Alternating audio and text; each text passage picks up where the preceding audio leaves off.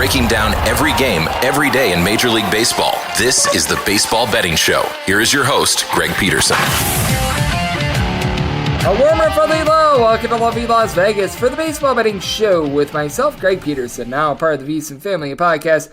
We've got a superb podcast for you guys. We're going to be joined in segment number 2 by Jon Jansen. He does great work over at Fox Sports Philadelphia, The Gambler. He is out there in Philadelphia, so no question about it. We are going to be diving into some Phillies chatter. We're going to be taking a look at the NL East teams as the Braves and the Mets are going to be doing battle this weekend and on Friday. So we're going to be talking about those teams, and anything that stands out to him on the board for Friday, as he also does the podcast, the Stealing the Bag podcast. You're able to find that wherever you get your podcast. We're going to be chatting with him about the looks that he's going to be having on the board for this Friday, and I know that he's got a lot of good insights as to what we've been seeing in terms of the Phillies bullpen as well. So we've got a lot to dive into in segment number 2 in the final segment. Going to give you guys picks and analysis on every game on the betting board for this MLB Friday as we touch them all. If you have a question, comment, segment idea, what have you for this podcast, you do have one of two ways we offer those in. First one is my Twitter timeline at Unit_81. Keep in mind, letters EM. Name does not matter, so as per usual, please send these into the timeline. The other way, that's fine, an Apple Podcast review. If you rate this podcast 5 stars, it is very much appreciated. From there, you are able to fire in whatever you'd like to hear on this podcast via that 5-star review. Really didn't get in any Twitter questions today, but we had a fun-filled day of baseball on Thursday, and we've got a pair of late games to clean up from Wednesday as well. So let's dive into those, try to find some trends, and try to get to know these teams a little bit better. Games from yesterday is Greg buzzing about. Here is the rowdy recap. Well, the Oakland A's are now the top over team in all of baseball. 17 overs, 7 unders, and 2 pushes for them thus far this season, as on Wednesday and on Thursday, both of these games went over. On Wednesday, it was a butt kicking by the LA Angels, 11-3 the final. You really feel bad for young Luis Medina, who was getting his first career start, and he just got the tar knocked out of him. 8 runs, 7 of which were earned, giving up across 5 innings. He gave up a pair of homers as going deep for the LA Angels. You have Brandon Drury get his 4th home run season on Renfroe, his 7th, and then Shohei Ohtani goes deep for a home run number 6 of the season. That came off of Chad Smith, who came in for an inning, gave up 2 runs, and Shintaro Fujinami looked better coming out of the bullpen. 2 innings, he gave up 1 unearned run. That's a whole heck of a lot better than what he's been doing in his starts. And you did get 4 stolen bases in this game out of Esteury Ruiz, so that's good. But for the Angels, domination by them. Patrick Sandoval, relatively solid. 3 runs, 2 of which were given up in 7 innings. He did allow a home run as going deep for the Oakland A's. Kevin Smith got his 2nd home run season, and then Chase Silseth cleaned up the final 2 innings scoreless. For the Angels, they could not cover the run line on Thursday, though. They get the win by a count of 8-7 over the Oakland A's as Shohei Ohtani got knocked around, and this Oakland A's offense has been significantly better on the road than they have been at home for them to have that overrate, as Ohtani finished up 6 innings, but he gave up 5 runs, all of which were earned, including a pair of homers. Brent Rooker, 7th home run season. Shea Langeliers, he was able to get home run number 6. Unfortunately, J.P. Sears was unable to do his part. He gives up 6 runs in 4 1/3 innings, including a home run of his own to Brandon Drury. 2nd straight day with a home run, his 5th of the campaign. From there, Chad Smith, he gives up a run without getting a single out. Domingo Acevedo, 5 outs out of the bullpen while giving up a run. You did have Jersich Familia, Richard Lovelady combined for a scoreless inning, and Sam Moll a scoreless inning. But for the LA Angels, you're not going to believe this, but they're actually in the top 12 in the big leagues in terms of bullpen ERA. Jose Quiata did give up 2 runs, 1 of which was earned in a 1/3 of an inning, but Aaron Loup, pair of outs out of the bullpen. Carlos Aceves, Matt Moore, they close things out with a scoreless inning apiece. You did see for the San Francisco Giants, the DK Nation pick on Wednesday get in, and then we hit on Thursday as well. So that brings our streak to 5 in a row. We'll get into the Thursday one in a few minutes, but 7-3, the Giants, because they were my pick for Wednesday, got it done. Pair of home runs in this one as Lamonte Wade Jr. goes deep off of Steven Matz, his 3rd home run of the season, and then a home run number 4 of the season was had by Wilmer Flores, as Flores goes deep off of Zach Thompson, who gave up 2 runs over the course of an inning. Steven Matz only gave up 2 runs, including that home run, but only made it 4 innings as well. Jacked up his pitch count. From there, Jordan Hicks gives up an unearned run in 1 2/3 innings. Chris Stratton gives up 2 runs in 1 1/3 innings. And for St. Louis, their main form of offense, Paul Goldschmidt, pair of home runs in this one, 3rd and 4th of the campaign. They were both solo shots off of Anthony DeSclafani, who, other than the solo shots, was good. 6 punch-outs, 6 innings, giving up 2 runs, both off of those solo home runs. From there, Tristan Beck was able to give you a scoreless inning, along with Tyler Rogers, one of the 2 Rogers brothers. Sam Hajeli made things interesting in the 9th inning, giving up a run in a 1/3 of an inning, but Camilo Doval came in, He was able to hold down the fort, got the final 2 outs for the Giants to get that win, and then the Cardinals finally bounced back. Very weird to see the Cardinals currently at 10-16, but they got a 6-0 win on Thursday with Miles Michaelis posting up his best start of the season. He went 6 1/3 innings scoreless. Genesis Cabrera 1 2/3 innings scoreless, and then Drew Verhagen a scoreless inning. A pair of home runs were had by the St. Louis Cardinals as well as Logan Webb gave one up to Alec Burleson, 3rd home run season, and Chase Young goes deep off of Tristan Beck, his 2nd home run of the campaign for Beck. He gives up 2 runs in 1 1/3 innings. John Brebbia, he gives up 2 runs in an inning, and for Logan Webb,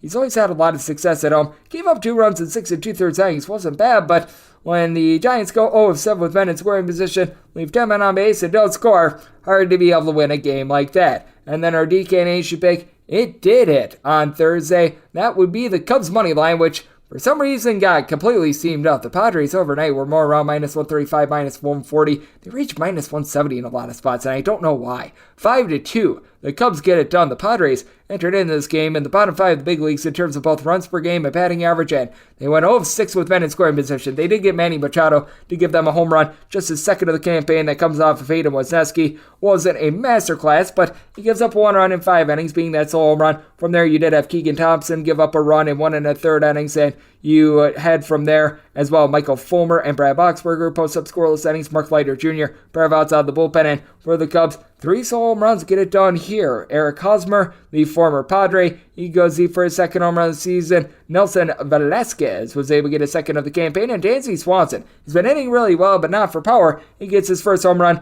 of the season off of Tim Hill, as Seth Lugo, the starter, gave up the first of those 2 home runs, 4 runs in total over the course of 5 innings. Tim Hill, he gives up a solo home run in an inning. Luis Garcia, Brent Honeywell, they both give you a scoreless inning, but the Padres now 13-14 as the Cubs able to get the job done. The Pittsburgh Pirates right now have the top record in the National League at 18-8. They take down the LA Dodgers by a count of 6-2 as Julio Arias got completely shelled in this one. He gives up 6 runs in 5 2/3 innings with the Pirates. They got a pair of home runs off of him. Connor Joe and Rodolfo Castro make things a go for their 3rd home runs of the campaign. Mitch Keller gave up 2 runs in the 1st inning, and then he settled down from there. 10 punch-outs, allows 2 runs in 6 innings. Dwayne Underwood Jr. along with Jose Hernandez goodbye for 2 scoreless innings, and then David Benar cleans up the 9th scoreless. Phil Bickford 1 1/3 innings scoreless. Victor Gonzalez and ending out the bullpen scoreless as well. But how about those Pittsburgh Pirates being one of your most profitable teams in the big leagues right now? And for the Dodgers, they have been playing quite a few games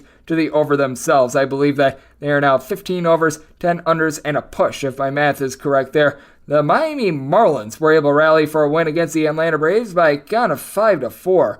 For the Miami Marlins, they put up a 5 spot in the 9th inning in order to do so, as they went 4 of 13 with men in scoring position. Braxton Garrett has to leave this game after 3 innings, by the way, as he was pitching well. He gave up 1 hit, no runs in those 3 innings, and then from there, Matt Barnes, he completely yacked this one up, giving up 4 runs over the course of an inning, but everyone else had his back. AJ Puck, Dylan Floro, Steven Okert, I'll give you a scoreless inning. Devin Smeltzer, 2 scoreless innings. And then for the Atlanta Braves, Kyle Wright was only able to go 3 innings in this one as well. I believe that there was a rain delay that was involved in this one, which is why you did see those starters leave early. But Colin McHugh from there gives you 2 scoreless innings. Dylan Lee, Kirby Yates, Nick Anderson, they all provide a scoreless inning, and it's not going well for AJ Minter right now. He gave up 5 runs in 2/3 of an inning. Jesse Chavez, he gets an out of the bullpen as well, but relatively brutal for the Atlanta Braves on that Thursday slate. You saw the Phillies be able to get it done against the Seattle Mariners 1-0. We're going to be talking about this with Jon Jansen in the next segment, but for Seattle, George Kirby loses a game in which he completes. He gave up 1 run in 8 innings. He did his part,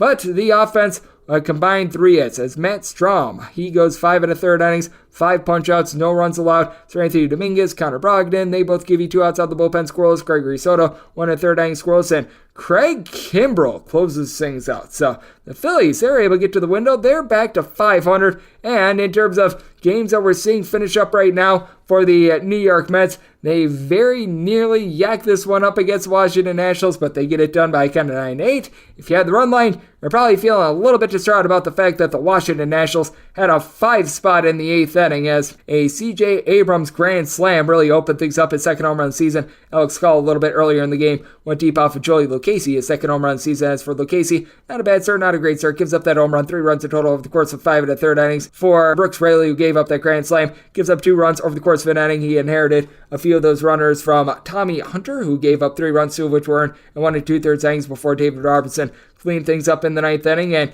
you had home run number 1 of the season from Brett Baty as he was able to go deep off of Trevor Williams, the former New York Met. Not a great start here. He gives up 4 runs over the course of 5 innings, and then the bullpen. He yacked things up for the Nationals as well. Erasmo Ramirez, 3 runs surrendered in his inning of work. You did have a scoreless inning out of one Hobie Harris, but Mason Thompson, 2 runs allowed in a third of an inning, and then Kyle Finnegan, he gets a pair of outs out of the bullpen. This is a game that's just finishing up as I do this podcast. The Minnesota Twins, they're currently up by kind of 7-1, just looking to get their final out of the game as Zach Greinke continues to be all sorts of terrible when he is on the road. For Zach Greinke, he has given up 2 home runs in north of 75 innings when he has been at home. On the road, his home runs per 9 rate is darn near 2. 3 2/3 innings, he gives up 7 runs, all of which were earned. Twins took him deep twice. Carlos Correa and Byron Buxton, a pair of guys have struggled. Buxton his 5th home run season, Correa his 3rd. From there, the bullpen actually did their part. If you were looking at this totals-wise, you were able to get an under there because Carlos Hernandez, 2 1/3 inning scoreless, Josh Shamut, Jose Cuas,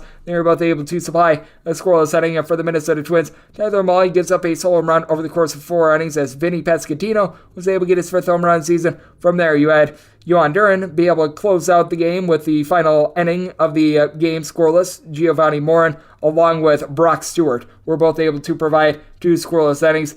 The Baltimore Orioles made things hairy, but they got it done by a count of 7-4 against the Detroit Tigers, stranding the bases loaded in the 9th inning. For Kyle Gibson, was very, very much in the crosshairs all game long. 4 1/3 innings, he gives up 8 hits, 2 walks, giving up 3 runs in total. And then from there, an Orioles bullpen that entered in the day 3rd in terms of bullpen ERA, they get it done. Mike Baumann, pair of outs out of the bullpen scoreless. Cianal Perez does give up a run in a third of an inning, but Brian Baker, 5 outs out of the bullpen scoreless. Keegan Aiken, Felix Bautista, they close the door in the 8th and the 9th inning. As for the Baltimore Orioles, will put them over the top. Anthony Santander, home run in the 7th inning, his 2nd of the campaign. He's been dealing with some back injuries, and that was big for them as that came off of Chasen Shreve, who he got chased for 5 runs in 2/3 of an inning. Not a bad start here from Joey Wentz, 5 2/3 innings. He allows 2 runs. Jose Cicierno got a pair of outs out of the bullpen. Will Vest, Tyler Alexander, they were able to get 7 outs out of the bullpen scoreless as well. But for the Detroit Tigers, they lose this game, leaving 15 men on base, going 1 of 14 with men in scoring position.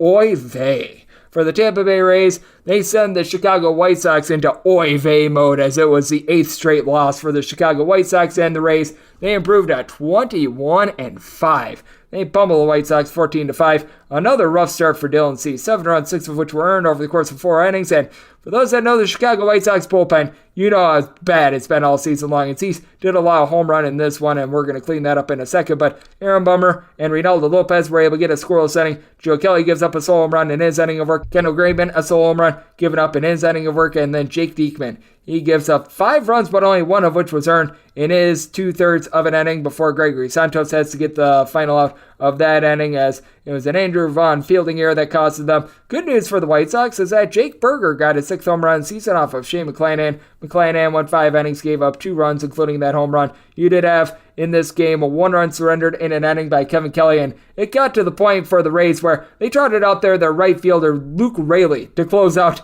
this game. He gave up 2 runs over the course of an inning. The Rays have been dealing with a lot of pitching injuries, so they utilized him to save a little bit of those arms, as Zach Birdie, he also went 2 scoreless innings. But for the Tampa Bay Rays, you had Brandon Lau get loud for his 7th home run season. Raley, he had a home run in the 9th inning as well. He pitches in the 9th and he got a home run in the 9th. His 5th home run of the season. You love to see that off of course, Joe Kelly. And then you did have Yandy Diaz get his 7th home run season that game off of Kendall Graveman. And as we are doing this, the game is in the balance between the New York Yankees and the Texas Rangers. We're going to need to do some cleanup on this on the podcast tomorrow. It's a Greg Peterson experience. That is now from midnight to 3 Eastern time, so I have to record a little bit ahead of time. But Yankees, they're currently up by a count of 3-2 as Garrett Cole had a relatively solid start, 2 runs surrendered and 6 2/3 innings, 8 strikeouts. Michael King has come on for his scoreless inning since then, and for the Yankees, they got all of their runs thus far in the second inning. DJ Turner-LeMahieu, his 3rd home run season, Gleyber Torres, his 4th home run season. Both of those come off of Andrew Heaney. He went 6 innings, giving up 2 home runs,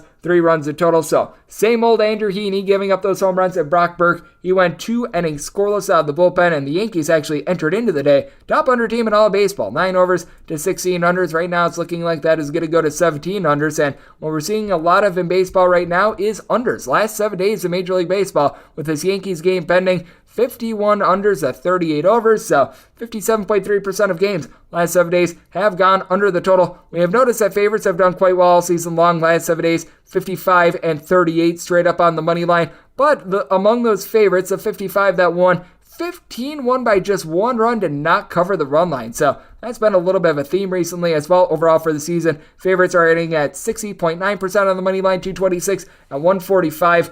With having 54 of those favorites not being able to cover the run line. And overall for the season, 180 overs to 177 unders, 50.4% of games going over. So bookmakers are doing a great job there, and we're hoping to do a great job of making you some money here on this podcast. And a man that does a great job of taking a look at the great game of baseball, that'd be Jon Jansen. Coming up next, we're talking some Phillies. We're going to be taking a look at the NL East. And we're going to be diving into Friday's games with him next on the Baseball Betting Show with myself, Greg Peterson, now a part of the VSiN Family Podcast. Are you ready to become a winning sports bettor? Schedule a call with SBIA to find out how their service can make you a long-term winning player. They've developed an innovative algorithm that maximizes units return, and they are so confident in their system that they offer a money-back guarantee. Sign up by October 31st and get their MBA package at no cost until they reach 10 net units. They treat sports betting like a business. So if you want to learn how to make your sports betting dreams a reality, visit them at SBIA1.com and check them out on social media at SBIA Sports. Breaking down every game, every day in Major League Baseball, this is the Baseball Betting Show. Here is your host, Greg Peterson. We're back here in lovely Las Vegas for the Baseball Betting Show with myself, Greg Peterson, now part of the VSiN Family Podcast. It is always great to be joined by this man as Jon Jansen is doing absolutely tremendous work over at Fox Sports Philadelphia, the Gambler. He's the host of the Line Change over there, and if you have the iHeartRadio app, you're able to get Fox Sports Philadelphia, the Gambler, wherever you're able to get that app. And on top of that, I know that Jon Jansen, he's doing a great job with his own baseball podcast called Stealing the Bag. You're able to find that wherever your podcast. If you like video games, he's got you covered there over at RP Gamer, and he's always got us covered with great baseball insights. As you're able to follow him on Twitter at JJansen34 altogether. And John, always a pleasure, my friend. Thank you. Yeah, thank you for having me on. And we had a very weird, very quick Phillies game previously, so good one to talk about. Absolutely, as we're referring to the game that happened on Thursday with the Phillies winning that game by a count of 1-0. That game just completely flew by, and for the Philadelphia Phillies, they are back to 13-13. What have you made out of the start to the season? Because I do think that if you're the Philadelphia Phillies, being right around 500 until Bryce Harper comes back, that's something that you do want to take. Now, they've got an upcoming series against the Houston Astros that it's going to be relatively tough to try to win that series. It's a little bit of an uphill battle, but all in all, for the Philadelphia Phillies, the way that they've been able to play the last 2 weeks, I think needs to be very encouraging given the circumstances. It does, and at least recently how it's gone down too, because you're right, Bryce Harper's going to come back, so we know the lineup is going to get stronger. Ranger Suarez is coming back soon. He's pitching in AAA right now and pitching in the minor leagues, getting ready and ramping up to come back into the majors. Now, of course, Taijuan Walker's injured, so that's something to keep an eye on, but there is reinforcements on the way for both of those groups.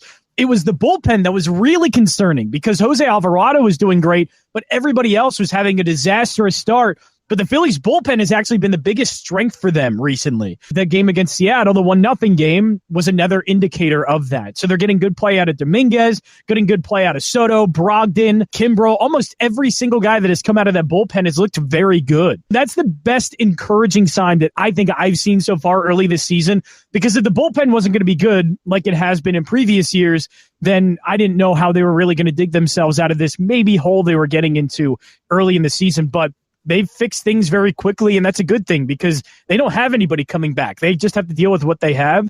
And right now it seems like they have the best closer or best, at least, relief pitcher in baseball and a good cast around him with Jose Alvarado and the rest of the cast. So I've been very encouraged by that part. And what do you make out of the lineup itself? Because I do think that Bryce Harper could be one of the biggest pretty much like mid-season acquisitions that we can find, because with the Phillies, I've noticed they've done a really good job of moving the line. They're hitting as a collective about a 279, 280. You've got so many guys like Alec Bohm, Bryson Stott, Nick Castellanos. All these guys are hitting north of a 285. Brandon Marsh has been able to get on base. They just have had a tough time driving these guys in, and I do think that once you get Harper back, perhaps if Derek Hall can come back, as he's been a relatively good power bat at his limited amount of opportunities last few seasons, this could be a Phillies offense that becomes all the more lethal as well. Yeah, this is a Phillies offense that was dealing with two starting first basemen. First, Rhys Hoskins goes down, and then Derek Hall goes down. So they were dealing with two injuries to two starting first basemen. They had to dig really deep to find one, and Cody Clemens is getting starts there.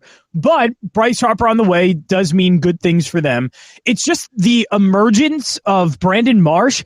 Ever since he's come over from Los Angeles and the Angels, he has been not only a good Major League Baseball player, he has not only been an above average Major League Baseball player, his OPS ranks in the tier of like very good to great baseball players. And that's something you didn't expect. So Brandon Marsh, who was at the bottom of the lineup, now becomes a really good bat. Alec Bowman, who was supposed to be in the bottom of the lineup, has been a very good bat. So once you add back to the top of the lineup with Bryce Harper, the fact that Nick Castellanos is also looking like he's turning around from a very disappointing 2022 season, this lineup can mash. And the bottom of the lineup, that's really impressive. And so when you add an MVP to it, it's only going to get better. And I think this lineup, top to bottom, could be one of the best in baseball. And I feel pretty comfortable saying that. Now, Realmuto needs to get better. There are some other guys that I think even Trey Turner has some room for improvement to start this season. But overall, it's very encouraging when your bottom of the lineup is probably the best part of your lineup. And also Bryson Stott, I forgot to even mention him as well,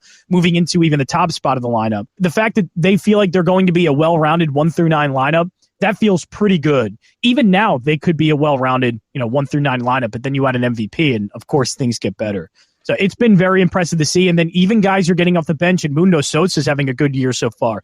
He has an OPS over 800. Christian Pache coming over from the Braves and then Oakland, he's having a great year. His OPS is in the 900s. Pretty intriguing to see all of these prospects that teams have given up on, the Phillies have picked up and turned into really good players. I don't know how long Pache can keep it up or how long Marsh can keep this up or Sosa, but all of those guys hitting this well early in the season is something I didn't expect, and hopefully it continues, because if it does, you add an MVP to that, and that's one of the best lineups in baseball. And there have been so many top-heavy lineups in baseball thus far this season. The Phillies have really been one of the few teams 1-9 that does supply a lot of boom. As joining me on the podcast, we do have Jon Jansen, but I do think that we need to turn it forward to pretty much a World Series rematch of what we got last year between the Phillies and the Houston Astros. And right now, Astros are about a -155 favorite. As for Friday, it is going to be Framber Valdez going for them against Aaron Nola. How do you view this one? Because with the Philadelphia Phillies, one of the biggest weaknesses has been the fact that Aaron Nola, Zach Wheeler have not necessarily looked like themselves. I sort of saw it coming with Zach Wheeler. He just, throughout his career, has always had a rough first month. I think that he's going to be just fine. But for Aaron Nola, he's always gotten some relatively rough starts on the road. As we know, the World Series against the Astros last year did not go his way. And I do think that this could be a little bit of a tough one for the Philadelphia Phillies, going up against a guy in Framber Valdez that always does a great job of limiting hard contact. It could be, and I think if you're betting this game, that would be the play in looking at Houston. Valdez has been great this season. Houston's lineup, a little bit cause for concern. They're averaging, right around in the middle in most metrics, WOBA, runs created plus. So they're average so far, but at home, they're definitely better.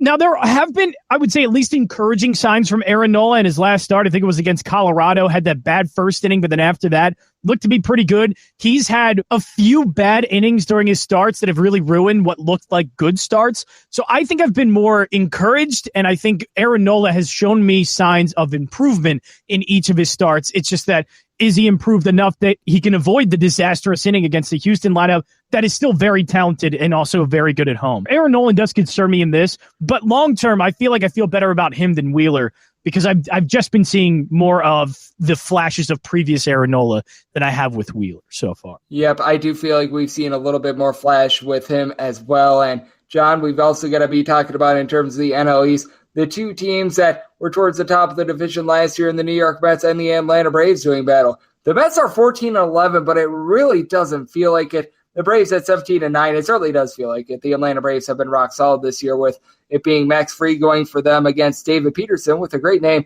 going for the Mets. But right now, find the Braves between -130 to a -135, and this honestly feels a little bit cheap on the Atlanta Braves. I think that a lot of this has to stem from the fact that Max Fried has dealt with some injury concerns thus far this season, but it's rare that you're able to get the Atlanta Braves in this sort of a game with Max Fried on the mound at a sub-150 price, and I think that there's good value on the Atlanta Braves, not just in this game, but early on in the season. As we know, the Atlanta Braves the last few years, they've gotten off to a slow start. This year, there has been no such slow start for them. Meanwhile, the Mets, they just haven't been able to hit outside of Pete Alonso. Yeah, the Mets just seem a little bit lucky right now. It happens in baseball. Teams get lucky. I don't feel like the Mets are playing that well. I actually think the Phillies, they look better at times than the Mets. It's just, of course, some starting pitching issues for the Phillies that have been a problem in early bullpen issues. But overall, the Phillies lineup is better. Phillies bullpen right now looks a lot better.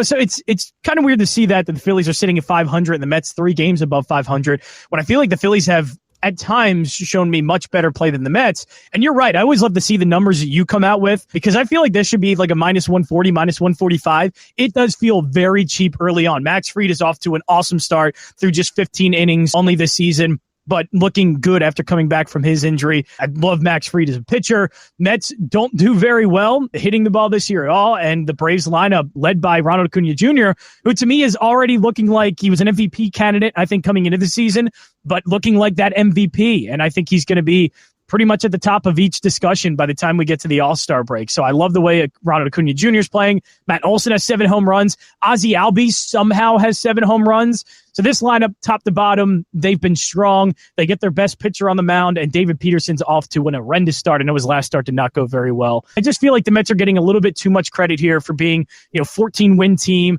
only a couple wins, few wins away from Atlanta. I think they're getting a bit too much credit for that, and overall, Atlanta has looked like the much better team at this point. Yep, I am in total agreement with you. I do think that Atlanta looking much better, and for the Mets, they just haven't gotten a lot of hitting as well out of more of the guys at the bottom of the fold. They have not been well-rounded. Braves' last road trip, by the way, was fantastic. I mean, they're 10-2 on the road this season. Their winning streak started on the road. Obviously, you don't want to take a small sample size of just 12 games into account, but I do think it matters at least a little bit here in this circumstance when you're looking at any edge. Braves have been great on the road, and hopefully they can continue that, because I will likely be betting them. And their biggest woes this year have come against the Houston Astros, which is a team that won the World Series last year, which I think is pretty forgivable as well. As joining me on the podcast, we do have our good friend Jon Jansen of Fox Sports Philadelphia, the Gambler. And John, I need to get your thoughts on the Pittsburgh Pirates. Right now, we're seeing an opening number of them at -125 at DraftKings, going up against the Washington Nationals for Friday, with it being Richo going for the Buccos and Chad Kuhl on the bump for Washington. But I feel like books have not really adjusted enough to the Pittsburgh Pirates. I don't want to be too prisoner of the moment on the Pittsburgh Pirates. They're currently 18-8, and I don't foresee them continuing a north of 66% win percentage, but it has been so interesting to look at this Pittsburgh Pirates team this year, because I'm sort of in the middle on them. I do feel like this isn't the same team that has been losing 95-plus games every single year. I also don't think that they're going to be able to keep up this absolutely hellacious start, but I do think that there needs to be a little bit more adjustment being made than what bookmakers have given them credit for, because -125 against the terrible Washington Nationals, and Chad Kuhl has been legitimately one of the worst pitchers in all of baseball, just seems disrespectful. Yeah, I don't think it's being taken into account that Chad Kuhl is pitching, because the Nationals have actually looked pretty good. They've won 4 out of their last 5. They just won 2 against the Mets, had a series win against Minnesota. So Washington's actually been pretty profitable to bet on, but a lot of that's pitching. So the Mets series, the 2-game series, they only gave up 1 run in 2 games. So that's great. And I think Josiah Gray's actually showing me some things this season. I don't know. It's early on, like you just said about Pittsburgh. I don't know how long they can keep that up, but at least been seeing enough from Washington that it would warrant maybe a lower money line than you would think. But you're right that when you get Chad Kuhl on the mound, it completely changed it. I don't think there's an adjustment being made enough for that. And Rich Hill, pro's pro. He should do fine, well enough against this Nationals lineup. It's not like the Nationals lineup is crushing the baseball. Again, it's really pitching that's doing well for them. They even held Minnesota run totals in 3 games to 2, 4 runs, and 3 runs. So it's really the pitching for the Nationals, but this isn't the pitching matchup you would want to be betting on. So I'm with you that this does feel like the Pirates, the way their lineup is hitting. And I'm with you, I'm mixed on them, but at least it feels like the Orioles team of last year. They're maybe not a great team. I can't look around and tell you that their starting rotation is great or their bullpen is great, but it does feel like there are some young guys in their lineup that are figuring out the game well enough. And it's giving the Pirates kind of this weird momentum that happened with the Orioles at times last year. I'm not saying they do as well as the Orioles did, but it does remind me a lot of that. So they're going to be a decent team, probably better than we all thought this year, but it's at some point going to fizzle out. Yep, I do think that it is going to fizzle out a little bit as well. And John, we've got some very intriguing games that are going to be going down for Friday. Only two teams that are not going to be in action are going to be the teams that are actually going to be playing in Mexico City on Saturday. So we are not going to be seeing the San Diego Padres and the San Francisco Giants on Friday, but everyone else is in action. Is there a game or two that you're taking a look at and you're looking to either bet, or you maybe aren't going to be looking to bet it, but you want to try to gather a little bit more information because you are intrigued by the teams taking part in it? Yeah, I mean, Dodgers-Cardinals intrigued by the teams taking part in it because the Cardinals, they aren't doing well right now, and they're 10-16, but we know all the talent that they have, but their hitting numbers are starting to go down. Obviously, their team ERA isn't great, but you look at the Dodgers, they also haven't started off well this season. I feel like I'm starting to see signs of life from that offense. Their last game against Pittsburgh, not great. But still, I've been seeing more signs of that offense starting to break through than I am with the Cardinals. Cardinals are having a pitching problem. They're having hitting problems at times. And Dustin May, I know Jack Flaherty has been good. A 3.29 ERA is nothing to scoff at. But Dustin May has been better. I mean, a lot better. His whip is under 1. I know his ERA is 3.07, so it's not far away from Flaherty. But I think if you watch these pitchers pitch this season, I think Dustin May has looked like the better pitcher. And Dustin May may be the better pitcher for the Dodgers. So I know Julio Urias has had trouble at times this season. There's really not that ace, I would say, that the Dodgers have really had the strong pitching rotation in previous years. It may not be that this year, but Dustin May looks like a guy that is going to be at the top of that rotation. So I'm going to bet him while I'm not getting ace prices right now. Minus 145 I'm seeing. I would like it to be a little bit lower, but that's about the number I would want to spend for this Dodgers team that I think is starting to gain momentum. Meanwhile, the Cardinals are just floundering even more. And what was supposed to be a strength as they work through pitching problems, their the lineup's not really a strength at this point. So I think with Dustin May, the way he's pitching, he can, again, shut down that Cardinals lineup like they have been recently and get a win here.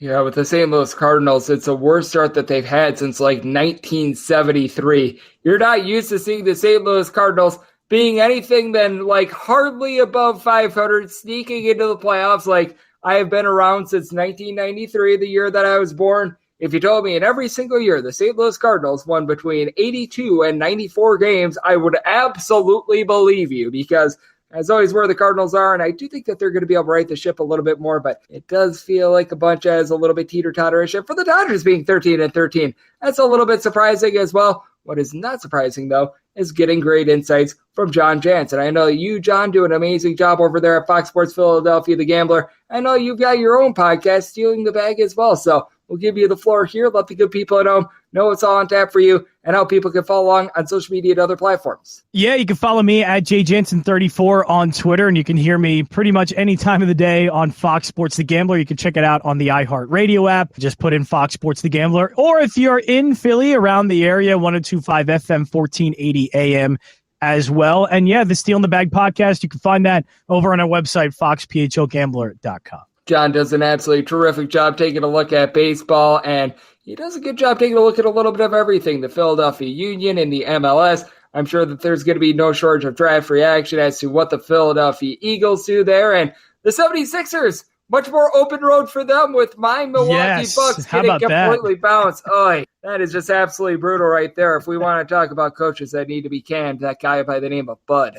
I guess there's getting by on one championship. He is. I mean, there's a lot of buds that are having a tough time right now in America, and that is certainly one of them. But John does absolutely terrific work over there in the great city of Philadelphia, and always great to get him aboard. Big thanks to John for joining me on the Baseball Betting Show, now part of the VSiN family of podcasts. Coming up next, it is that time of the podcast to give you picks and analysis on every game on the betting board for this MLB Friday as we touch them all.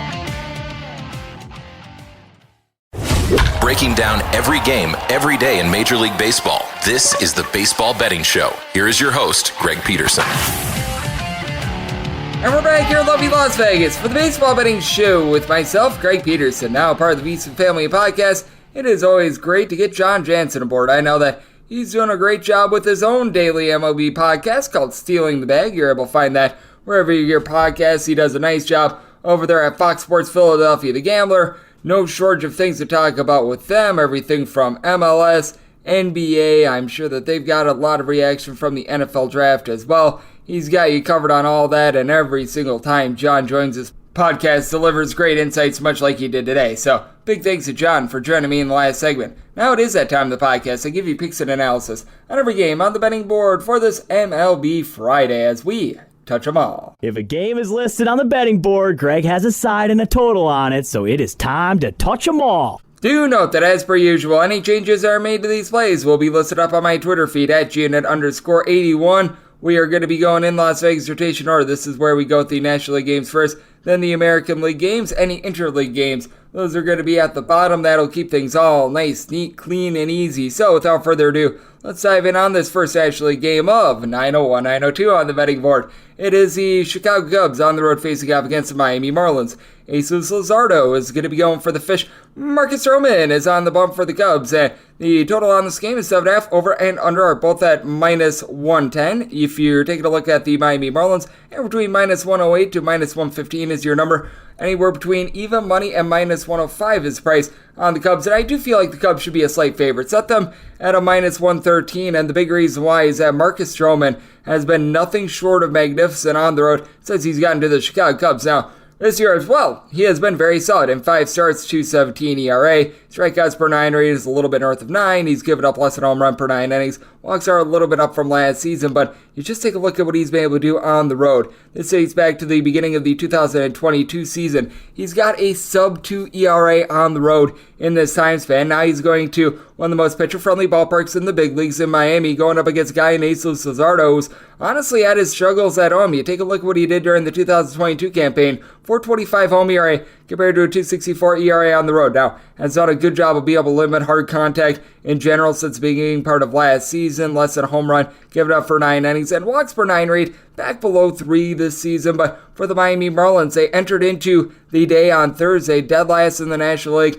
in terms of runs scored. You do have guys that are able to move the line, by the way. Luis Arias hitting about at 425 for this team, and I'm not even joking when I say that. You got Brian De La Cruz, Garrett Cooper, these guys hitting about at 275 as well. And Yuli Gurriel has been able to get back out there after being a bit banged up. He's been able to move the line for this team, but you don't have a lot of power. Jorge Soler is hitting the ball very hard. He's got 5 home runs this season. If you look at StatCast, he's really been able to get a lot of power behind his swings, but at the same time, it hasn't necessarily generated the world's most amount of home runs, and it's a very top-heavy team with guys like Jacob Stellings, Avicio Garcia, Nick Fortes at the bottom. They're all hitting below the mid-dose line of 200. Both of these bullpens are relatively comparable. Both of these teams do rank in the bottom half of the big leagues in terms of bullpen ERA. JP Turcois being out of the fold for the Miami Marlins certainly has not helped them out. Meanwhile, you take a look at Adrian Puck. He's been able to do a relatively solid job for this Miami Marlins bullpen. For the Chicago Cubs, they rank right around 20th in bullpen ERA, as well as you've got a pair of guys, Brad Boxberger, Michael Fulmer, that come in the offseason. And I do like Mark Leiter Jr., but they had to use him up yesterday. But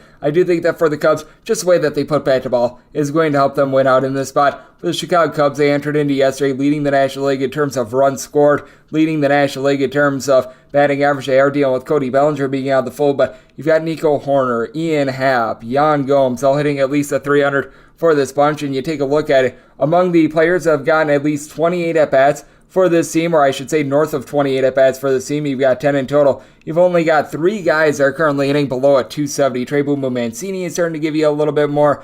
Dansby Swanson, he finally went yard yesterday. He's giving you 400 on base. I do think that the Cubs should be able to win out. And what I think is going to be a relatively good pitcher's duel, I do think that there's going to be a little bit of negative regression with Marcus Stroman. And I do have my question marks with both of these bullpens. And for the Cubs, they're averaging just under 7 runs per game right now. So I do think that they are going to be able to get to this Miami bullpen that has guys like Dylan Fleur and company doing for some regression. So semi-total at 7.6 here at 7.5. Looking at the over. So the Cubs is a minus 113 favorite. So taking them at even money / minus 105. 903, 904 on the betting board. It is the Pittsburgh Pirates.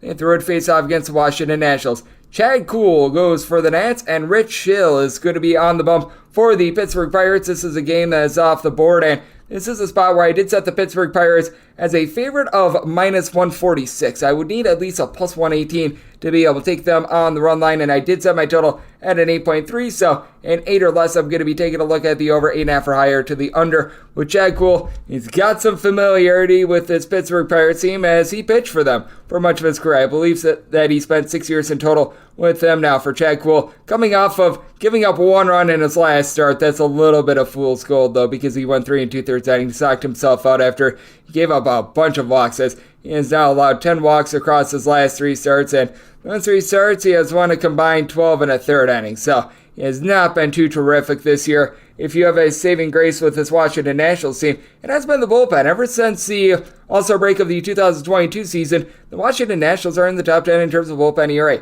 Hunter Harvey, along with Mason Thompson, Erasmo Ramirez, Carl Woods Jr., these guys have all been able to give you a sub-3.5 ERA since the beginning part of last season. They're going up against a Pirates team. I think that there's going to be some regression with this lineup. They're hitting a 335 on base, 257 batting average. As a collective, you've got a trio of guys, Jack Swiniski, Brian Reynolds, Andrew McCutcheon, that have all been able to give you 5 home runs, and all these guys are hitting at least a 272. You do have a little bit of a top-heavy lineup, though. Guys like Brian Hayes, Cannon Smith, and Jigba, Austin Hedges. These are guys they're hitting at 230 or lower, and the Oneil Cruz injury I do think is going to catch up with them, but we've seen guys like Topeka Americano be able to step up. I've always liked the way that Connor Joe is able to move the line. Not a supreme amount of power with the Pittsburgh Pirates, but they've been able to get on base, and for the Pittsburgh Pirates, it's not like the bullpen has been magnificent, but they've been just good enough to be able to get the job done. They're currently 12th in the league in terms of bullpen ERA. They already dealt with a injury to Chase Young, one of the better long guys, but David Bednar, Colin Holderman, these guys have been relatively solid. And for the Washington Nationals, you just haven't been able to get any power for the team. They are dead last in the National League in home runs with 12. Jameer Candelario has 4 of them, and Candelario has been solid for the team, hitting about a 245, so I like the way that he's been able to operate, and you have guys that are able to move the line. The Nationals are actually the number 1 team in terms of fewest strikeouts per game, with Victor Robles, Joey Meneses, Lane Thomas, all in between about a 265, 280. You've got Robles giving you about a 380 on base. Stone Garrett has been able to move the line, and Keibert Ruiz, highly touted catching prospect, he's been able to get on base. Not a lot of power with this team, so you're going to have a lot of men stranded on base, but you do have guys that are able to move the line. Meanwhile, for the Pirates, if I do have question marks with this start to the season, it is the starting pitching, drawing out the guys like Vince Velasquez, and today's starter, Rich Hill, is not great, as Rich Hill is the oldest starting pitcher in the big leagues. He has given up a combined 4 runs over the course of his last 3 starts. One of those starts was against the Houston Astros. There are 2 on the road against the Colorado Rockies and at home against the Cincinnati Reds. It has been very interesting to watch him operate, as his walks per 9 rate is a little bit north of 3. His strikeout numbers are down to about 8 punch-outs per 9 innings, and he's given up 7 home runs over 26 innings, but he's been just effective enough for the Pirates. I do think that Rich Hill, his biggest kryptonite, has been giving up the deep ball. That should be mitigated here, so an 8 or less, I'd be willing to take a look at the over, but 8.5 or higher to the under. And with Rich Hill and company, I did set them as a minus 146 favorite, would need at least a plus 118 to look at laying a run and a half with the Pittsburgh Pirates. 9-5, 9-6 on the betting board. The Atlanta Braves hit the road face-off against the New York Mets, as David Peterson, great name, he is going to be on the bump for the Metropolitans, and Max Fried is going to be on the bump for the Atlanta Braves. And the Braves, they're in between minus 128 to minus 135 favorites, anywhere between plus 115 and plus 122. Your number on the Mets 8 is the total. Overs between minus 115 and minus 120. Unders between even and minus 105. And with the Metropolitans, I set them at plus 137. Minus 136 or less, I'm willing to take the Atlanta Braves, and we are just there with them. With Max Fried, he has been able to do a really good job in limited innings this year. He's only made 3 starts, 15 total innings, but has allowed just 1 run, has been able to mitigate those walks with just 3 walks. Typically, he's a little bit of a slow starter, but has been able to get out of the gates very strong here. And you take a look at what he did last year against the New York Mets, and he was terrific. He allowed 9 earned runs across 29 innings against one of the most fearsome lineups in the big leagues. He's always been a relatively solid road pitcher as well. Last season, 2.55 road ERA, giving up 4 home runs in 77 2/3 innings, going up against someone in David Peterson that is able to get swings and misses. David Peterson, north of 10 punch-outs per 9 innings since the beginning part of last season. So he's had a little bit of a walks issue, right around 3.2 walks per 9 innings, but this year it's really just been hard contact in general. He's allowed a combined 13 runs and 5 home runs in his last 11 innings across his last 2 starts. First 3 starts weren't bad. He had a little bit of a clunker against the Brewers, but he was doing a relatively okay job there. And what I think is very intriguing about David Peterson Peterson is that he's been better on the road than he has been at home last 2 seasons. Last year had a 4.42 home ERA compared to a 3.32 ERA on the road. Now, for the New York Mets, the one place in terms of pitching that they are going to have a little bit of advantage on is the bullpen, which is surprising because Edwin Diaz is out for the campaign, but going into Thursday, the New York Mets, number 7 in the big leagues in terms of bullpen ERA, the Atlanta Braves more around 15th. Much of that is because Jesse Chavez has been absolutely terrible in the bullpen for the Atlanta Braves. Meanwhile, if you got Michael Tonkin as a long guy who's been relatively solid, I like what Nick Anderson, Dylan Lee have been able to provide for the team. AJ Minter, a little bit testy, but when you're without Rossi Iglesias and company, just being able to piecemeal to get that together, they've done a solid job. Meanwhile, for the Mets, they bring in Brooks Raley, David Robertson. These guys have been solid. Denny Reyes is someone that really impresses me, has yet to give up a earned run. This year, you can utilize him for multiple innings. And for the New York Mets, what I think has been very surprising, this team is not doing a very good job of moving the line, hanging at 234 as a collective. That's one of the worst marks in the big leagues. Pete Alonso has been incredible to begin the season. He's got 10 out of the team's 26 home runs thus far this season, so he has certainly been able to live up to his billing, but Francisco Lindor, Tommy Pham, Eduardo Escobar, Francisco Alvarez, Tomas Nido, all these guys hitting at 215 or lower is rough. Sterling Marte, Mark Canha both hitting at 228 right now. You've had Brandon Nimmo hit at 337, and Jeff McNeil, after a rough first week or two of the season, he's been able to get on base as well, but other than Pete Alonso, you've got one other guy with north of 2 home runs, and Lindor with 4 home runs, and he has been unable to move the line. Meanwhile, for the Atlanta Braves, they led the National League last year in terms of total home runs, and right now, at the top, you've got 6 different guys that have been able to give you at least 3 home runs, 5 different guys that have given you at least 4. Ronald Acuna Jr. has been amazing at getting on base with a 443 on base. Meanwhile, Matt Olson, Austin Riley, these guys are combining for about a 360 on base, 12 home runs between the two of them. Sean Murphy has slugged out 6 bombs and 76 at-bats, filling in admirably at the catcher spot for Travis Arnaud, who's banged up once again. Very unfortunate there, but for the Atlanta Braves, I do like the firepower that they provide in the lineup. I think that Max Fried is going to be able to dominate David Peterson in this spot, though I do think that we're going to be able to see a little bit of a lower scoring game. I do think that the Mets are right now going through their woes offensively, so I did set my total out at 7.7. You're at an 8. Looking at the under, I do expect a bit of a better effort from David Peterson as well, but with the Atlanta Braves, willing to lay up to the minus 135 that I'm seeing with them to go along with that under. 907, 908 on the betting board. The Arizona Diamondbacks that throw face off against the Colorado Rockies. Kyle Freeland is going to be going for the Rockies, and Merrill Kelly is on the bump for the Arizona Diamondbacks. Total on this game is 11.5. Over and under anywhere between minus 105, minus 115. With Arizona, they're between minus 125 and minus 132 favorites. Between plus 110 and plus 120 is your number on Colorado. And with the Rockies, I set them at a plus 126, but if you're taking a look at the run line in this ordeal, you're finding the Arizona Diamondbacks catching about a plus 115 or so, and this is a circumstance where I would honestly be willing to take a run and a half at a minus 130 on the Colorado Rockies, because with the Rockies, I do have my trepidations with this bullpen. They were dead last in the big leagues in terms of bullpen ERA last season. They've honestly been a little bit better this year. Rockies are currently 21st in the league in terms of bullpen ERA. The Arizona Diamondbacks, they are 23rd in the league, and Kyle Freeland has been able to do a relatively solid job thus far this season. He's always been a little bit worse at home than he has been on the road, but anyone's ERA is going to be going up when they go to Coors Field for Kyle Freeland thus far this season. 4.28 ERA with a 5.28 home ERA thus far this season, 3 ERA on the road. Last year's road ERA was a full point lower than his home ERA. The big thing for Kyle Freeland, being able to cut down on the deep ball. He's given up 6 home runs in 27 and a third innings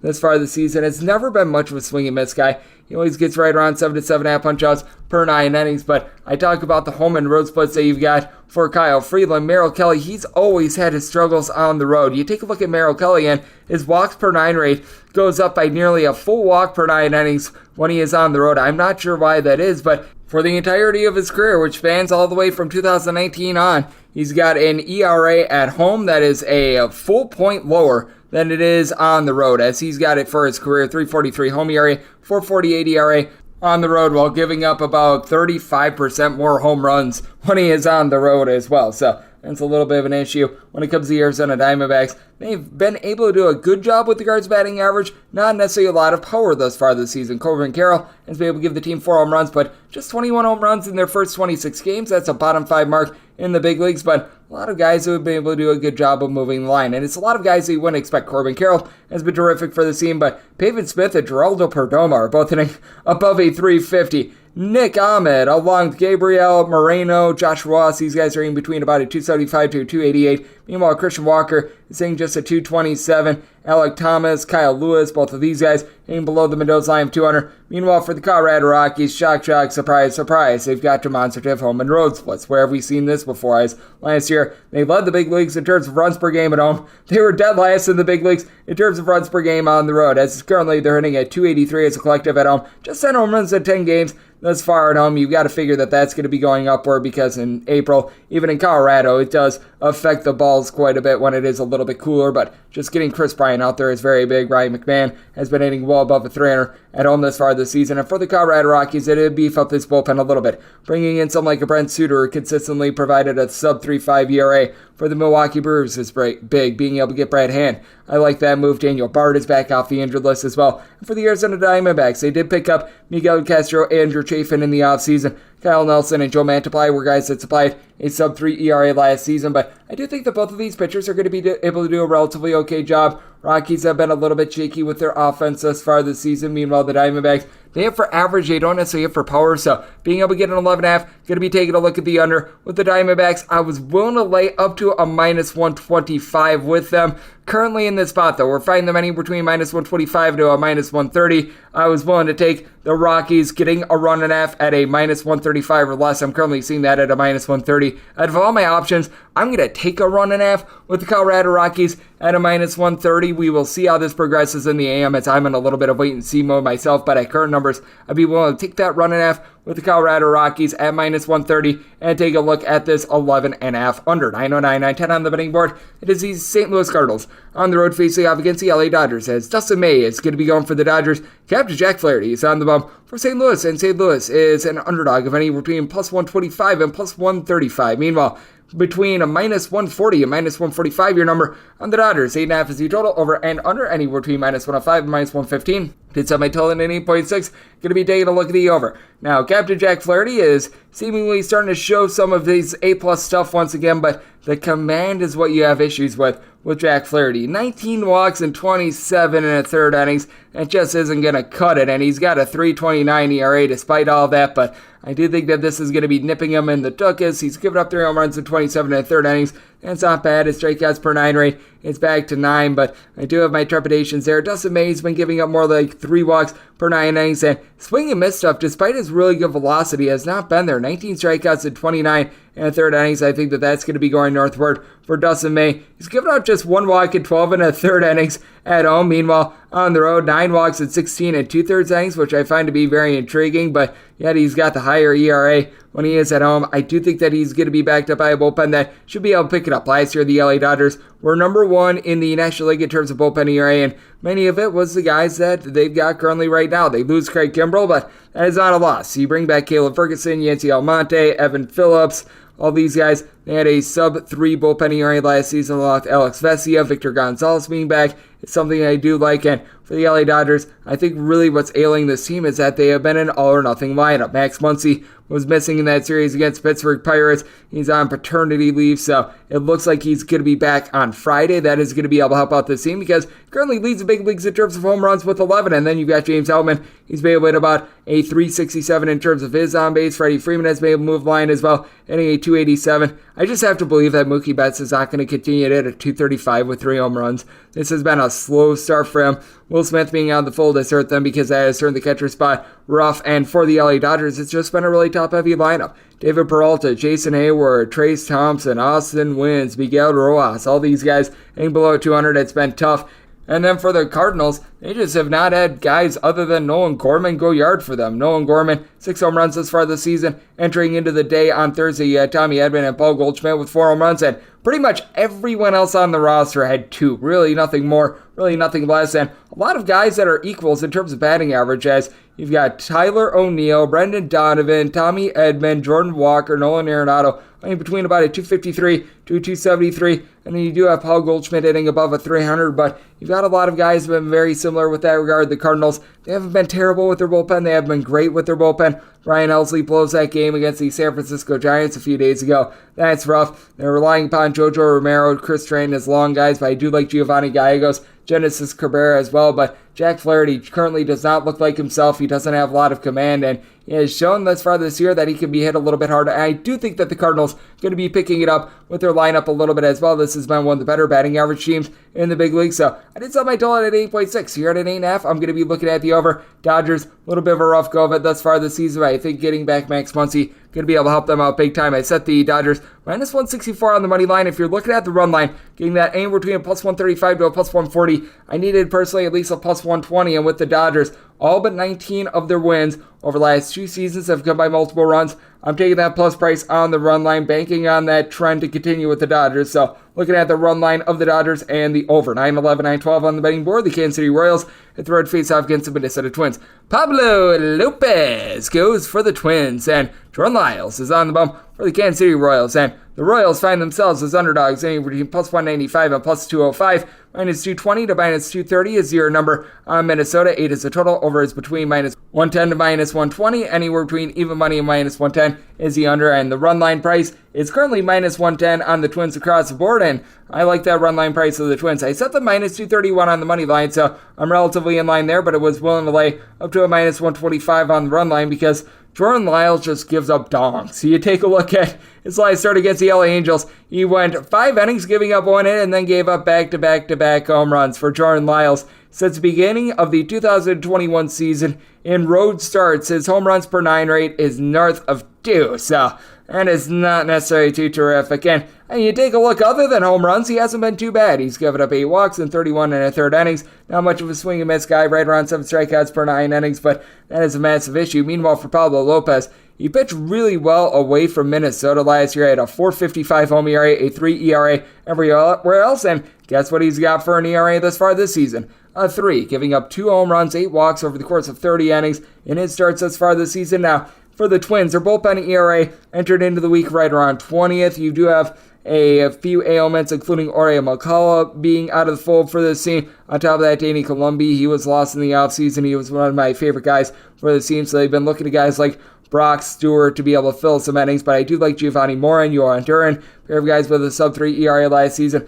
along with Jorge Lopez, and I do think that the Twins are going to be able to pick it up in terms of their hitting, as you've got 2 of the most light-hitting teams in the league. The Kansas City Royals, they're towards the top of this. They entered into Thursday 28th in the league. In terms of batting average, it's not like the Minnesota Twins are lighting the world on fire themselves, though, as they currently rank 22nd with this regard as well. But for the Minnesota Twins, I do think that we're going to see some positive progression out of some of these bats, as right now you've got Trevor Larnach, Byron Buxton, Jose Miranda, Michael A. Taylor, all in between about a 235 to 245. Buxton and Michael A. Taylor for home runs apiece, and it's really been Joey Gallo carrying the mail for this team. 365 on base, 7 bombs thus far this season, but you've really been seeing some struggles from Carlos Correa. I'm wondering how much credence we need to put into the fact that he was failing all those physicals in the offseason, because he has not looked like himself. They do get, though, Jorge Polanco back in the fold. He's been back for 5 games. He's been hitting north of 400, so I think that that's going to be positive for them. And you know what else is positive for them? They're playing against a Kansas City Royals team that has the second worst bullpen ERA in the big leagues at a 6.10. It has been absolutely terrible for this Royals bunch, and the Royals, they have been all over the place with their offenses. This is an offense that has scored 4 runs or fewer in, I believe, now 8 out of their last 10 games, dating all the way back to the 13th of April, as you just don't have a lot of guys that are able to supply boom for the team. Vinny Pasquantino, Bobby Witt Jr., they've both been able to give you 4 home runs. Witt Jr. is hitting about a 250. Pasquantino, he's been hitting more like a 285, but you've got MJ Melendez, Nick Prado, Michael Massey, Hunter Dozier, Jackie Bradley Jr., Nate Eaton, all hitting below the Mendoza line of a 200. Salvador Perez, he's only been able to supply 2 home runs this season. 2 years ago when he was fully healthy, he had that 48 home run season. And then for the Royals, you've had Aroldis Chapman honestly look okay in the bullpen, and you've been able to get a little bit of production as well out of Scott Barlow, but these guys like Carlos Hernandez and company have not been trustworthy. Amir Garrett has been one of the most overrated relievers in the big leagues. You're dealing with now an injury to Salvador Perez once again, so it's a rough state of affairs for the team. I think that Pablo Lopez able to come in, shut the door on the Kansas City Royals. Set my total at 7.6, so getting an 8. I'm going to be looking at the under end with the Twins. One to lay up to a minus 125 on their run line. 9-13, 9-14 on the betting board. The Baltimore Orioles set the road to face off against the Detroit Tigers. It's a battle of Rodriguez as Grayson Rodriguez goes for the Orioles and Eduardo Rodriguez goes for the Detroit Tigers. 7.5 to 8 is the total on the 8. Under is minus 120. The over is even on the 7.5. Over is minus 115. The under is minus 105. With the Orioles, you're getting them between minus 122 to minus 130, between plus 110 and plus 115, your number on the Tigers. With the Orioles, set them at a minus 129 on the money line, mostly seeing about minus 125, so going to be willing to lay the number. Grayson Rodriguez is a former first-round pick with a lot of upside. He's made 4 starts, and it's been a little bit topsy-turvy with him. The command has been rough. He's given up 10 walks in 19 and a third innings as far this season, and he did have well north of 3 walks per 9 innings at the minor league level, but the swing and miss stuff was there, and it's been there here in the big leagues. 25 punch-outs across these 4 starts, 19 and a third innings thus far, so that's good. And you know what else is good? Going up against a Detroit Tigers team that has been terrible on offense. Going into Thursday, hitting at .216 as a collective. That is a bottom 3 mark in the big leagues, as you just don't really have anyone that's applying a lot for this Tigers team. You've had Nick Maton along with Kerry Carpenter, both to be able to give you 4 home runs apiece, but both of these guys, they just haven't been able to do a good job of moving the line, as both of these guys hang below the Mendoza line of 200. You do have a glut of guys: Zach McKinstry, Jonathan Scope, Akil Baddoo, Javi Baez, along with Jason Rogers and Austin Meadows, who all entered into the day on Thursday, hitting between a .230 to a .240. But you really don't have anyone other than Rogers with north of a .305 on base. And for the Detroit Tigers, last season when they had guys like a Gregory Soto, Andrew Chafin, Joe Jimenez, this was actually a really good bullpen that has fallen off quite a bit this season. As the Detroit Tigers, they are currently 19th in the league in terms of bullpen ERA. I still do like what you're able to get out of Jose Cicierno. He had a sub-2 ERA. Last season, Alex Lang has been relatively okay, but trusting you guys like Chase and Treve and company, not necessarily the world's greatest thing. And for the Baltimore Orioles, entered into yesterday number 3 in the league in terms of bullpen ERA. Like the pickup of Danny Columbi, Keegan Aiken, Brian Baker. These guys have been rock solid, along with Mike Baumann, and then Felix Bautista. He's able to close the door for the Baltimore Orioles. This team entered into Thursday 6th in the league in terms of runs per game as well, even though you've had some guys that have been a little bit up and down. Ryan Mountcastle has been hitting a little bit of a funk, just .255 in terms of his on base, but 20 RBI. They've really benefited from the stolen bases, a combined 18 stolen bases from Ori Mateo, Cedric Mullins, the most of any duo in all of baseball. Austin Hayes has been able to hit 300 for the team, and then got Cedric Mullins, Adley Rutschman, both giving you north of a .385 on base. Rutschman, along with Hayes, 4 home runs apiece. Really like the balance that you've got with this Baltimore Orioles team. You really don't have too many easy outs, and the Detroit Tigers, they're just completely stockpiled with easy outs. But I do take a look at Eduardo Rodriguez, and I do think that he's going to be able to lend a relatively solid start. Led the league in walks in 2019, but if you take a look at his 2021 numbers, his ERA was a full point higher than his fielding independent count. Relatively unlucky there, and he's really been able to find really good form in his last 3 starts. A combined 21 innings, giving up 1 run and 1 walk in this time span. Within that time span, 19 strikeouts. I like the way that he is performing, so I do think that we're going to be able to get a relatively low scoring as fair. Did set my total at 7.8. I think we went a little bit too low here, especially with the Detroit Tigers bullpen being a little bit testy, and I do think that the Tigers get a few runs off of Grayson Rodriguez. So we'll take a look at the 7.5 over, but with the Orioles willing to lay up to a minus 128 with their money line as well. 9-15, 9-16 on the betting board. It is the Seattle Mariners setting the road face off against the Toronto Blue Jays. Alek Manoah is going to be going for the Jays, and you've got Luis Castillo on the bump for Seattle. 8.5 is the total. The over is anywhere between minus 105 to minus 110. Under is between minus 110 to a minus 115, with Toronto anywhere between minus 120 to minus 125 favorites. Between plus 105 and plus 115 is your number on the Seattle Mariners, and I set the Blue Jays at a minus 132. I'm going to be willing to ride with them on the money line.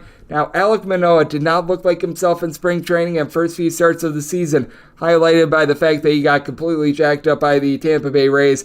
Was not terrific there, but I loved what I saw in his start against the New York Yankees. He was able to shove 7 scoreless innings down there, and it just looks like Alek Manoah is back to being the Alek Manoah that we all know and love, and gets to go up against a Seattle Mariners team that they were 3rd worst in the big leagues last season in terms of batting average, and they're struggling at the plate once again this year. .227 batting average, that's a bottom 5 mark in the big leagues, and they're not supplying a lot of power as well. 26 home runs across their first 25 games of the season. You do have the former Blue Jay in Teoscar Hernandez, who's been solid. He and Julio Rodriguez, they've been able to combine for 11 home runs, but they're both hitting at 224. Jared Kelenic has really been your best hitter. 375 on base, 7 home runs. He's finally living up to that billing that we all gave him in the minor leagues, but the bottom of the fold for this team has been rough, as you've had Cooper Hummel along with Colton Wong, Tom Murphy, AJ Pollock, these guys all hitting below the Mendoza line of 200 for the Seattle Mariners. It's still a top 10 team. In terms of bullpen ERA, Justin Topa has been able to give you a few decent innings. Now, Diego Castillo, roll over the dice there, but Paul Sewell, Penn Murphy, they had a sub-3 ERA last season, but I do like this Toronto Blue Jays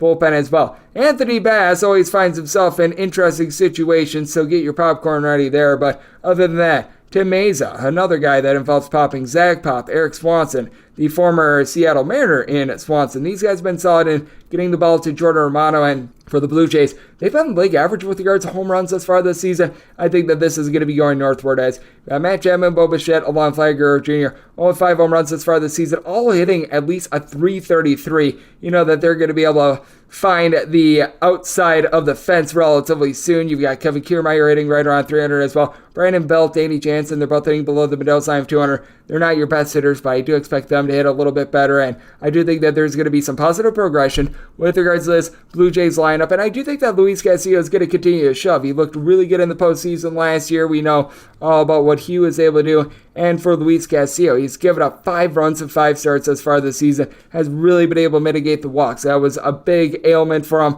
early on during his career. Just 6 walks in 29 and 2/3 innings. He's been able to generate north of 10 punch-outs per 9 innings and has always been a relatively solid road pitcher. Last year, 3.29 road ERA. I think that he's going to be able to give a good effort here for the Seattle Mariners. So I did set my total at 7.8. I do think that Manoah is starting to find his good form going up against Seattle. That's a big confidence booster for him. So I'm going to be taking a look at the under. And with the Toronto Blue Jays, I'm going to be willing to lay up to a minus 131 with them. So riding with the Jays and the under. Now here comes the DK Nation write-up pick. 917, 918 on the betting board. The Boston Red Sox play the Cleveland Guardians. Shane Bieber is going to be going for the Guardians, and Nick Pivetta is on the bump for Boston.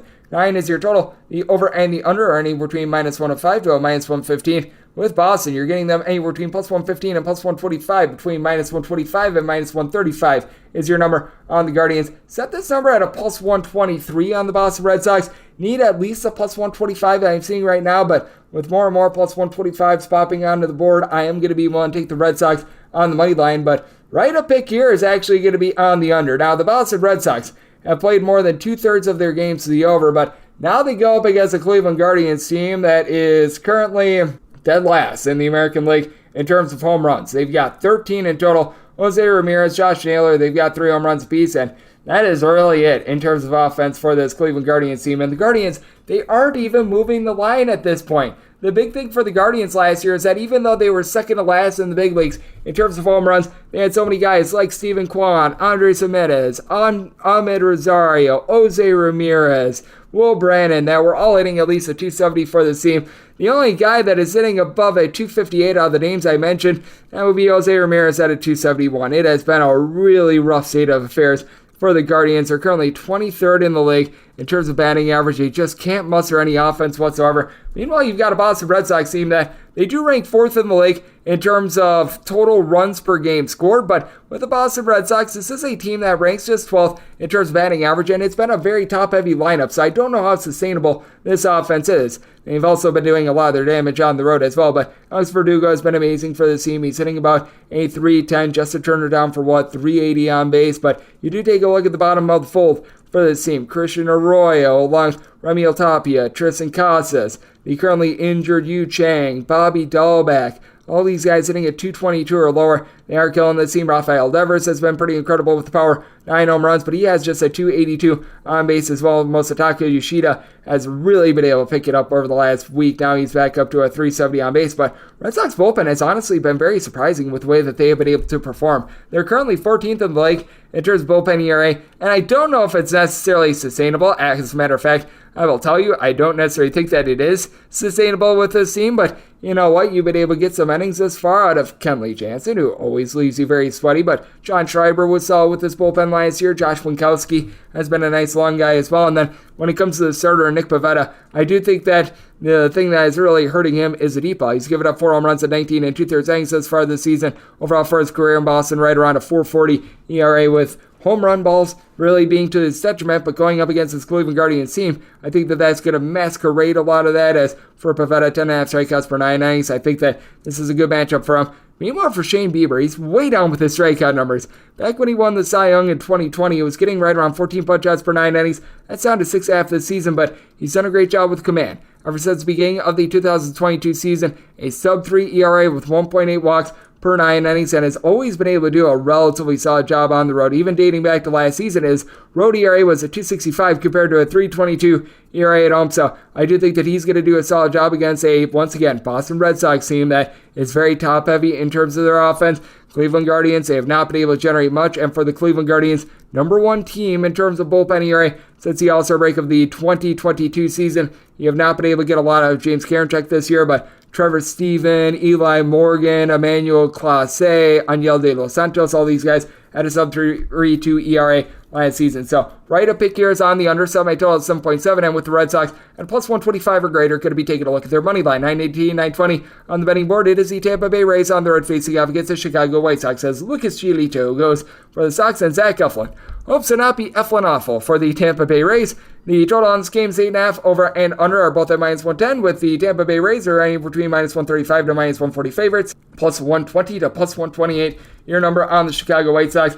I need at least a plus 150 to take a shot on the Chicago White Sox. Now, do note that you're probably going to find the steam coming in on the Tampa Bay Rays, but I mean, up to a minus 148, I'm going to be willing to lay it with them. Zach Eflin has been pretty Eflin good in his starts thus far this season. 5 runs surrendered in 16 innings, getting a strikeout per inning. And with Zach Eflin, the big fear that you do have with him is that he had some very demonstrative home and road splits last season. .73 home ERA, 6.88 road ERA. But for the Chicago White Sox, this lineup has been absolutely anemic this season. They're especially not hitting against lefties, which that is very stunning. But going into the game yesterday, they were hitting a .228 as a collective. Out of your 30 MLB teams, when did you think that you'd hear where the Chicago White Sox are 24th in terms of batting average, and their on base, that's a bottom 4 mark because they just don't draw a lot of walks. Andrew Benintendi, he's been able to move the line. He's been able to hit 295 for the team. And you do have a pair of guys in Luis Robert and Jake Berger who've been able to give you 5 home runs apiece, but they're dealing with injuries with guys like Tim Anderson, Yoel Moncada being banged up. Eloy Jimenez has been in and out of the fold all season, but when you've had Jimenez,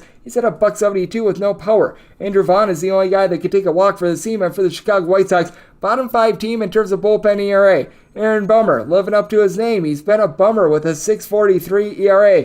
I mean, at this point, Gregory Santos is the only guy in the bullpen with a sub-3 ERA. Joe Kelly should not be employed at this point. I mean, you just take a look up and down the list, and it has been a far less than savory for the team. Meanwhile, you've got a top 5 bullpen ERA on the flip side for the Tampa Bay Rays, as so many guys like Acolin Boucher, along with Pete Fairbanks and company, they're able to come in, they're able to do their job. Ryan Thompson being out of the fold due to injury has been hurting the team a little bit, but it's a very well backed up man in Zach Eflin, and everyone for the Tampa Bay Rays team has been able to supply the boom, as I absolutely love what I've been seeing out of Yandy Diaz, Wander Franco, Randy Arozarena. All these guys have been able to provide at least a 368 on base. Going into yesterday, these 3 guys have combined 15 home runs. You've had 6 home runs thus far this season out of Brandon Lau, who's really been able to get loud. His batting average has not necessarily been there, but he's been able to supply a lot of power. And then you've got Josh Lowe, Harold Ramirez, all hitting above a .300. This Rays team is completely locked and loaded, going up against someone in Lucas Giolito that just has not been himself. And